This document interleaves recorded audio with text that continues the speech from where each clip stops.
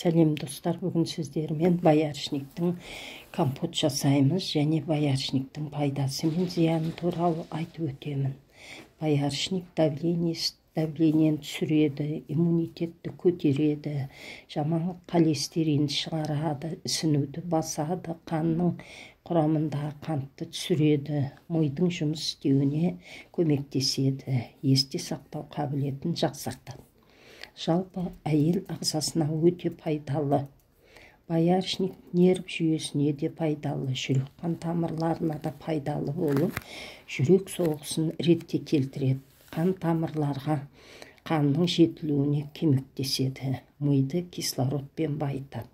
Кімдерге боярышник қолдануға болмайды? Қарсы көрсетілімі 12 жасқа дейінгі балаларға, аяғы ауыр әйелдер және емізулі әйелдерге болмайды. Қан қысымы төмен адамдарға болмайды.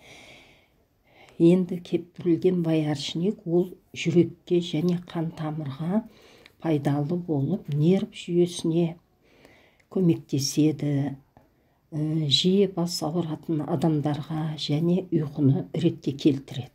Оны шай сияқты демдеп ішуге болады. Боярышниктің құрамында витамин А, С, Е, К, В витаминдері бар, және де әртүрлі минералдар, эфир майы, глюкоза, органикалық кислота бар. Бүгін сіздермен міне компот жасаймыз.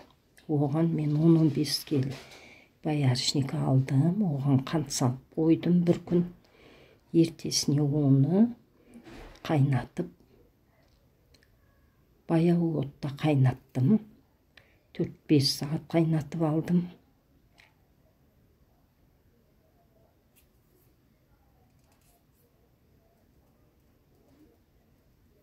Қазанымыз қайнап жатыр.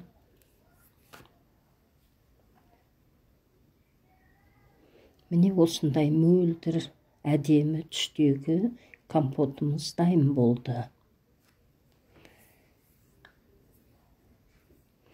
Осы 15 келі боярышниктен 6-7 банка компот шықты. Міне осылайынша оны қысқа дайындап қойдым. Каналымыздың әрі қарай дамуы үшін қолдау көрсетіп, лайк басып, подписация етіп, комментарий жазып, достарыңызбен бөлісуді ұмытпаңыздар. Сіздерге рахмет. Ас болсын.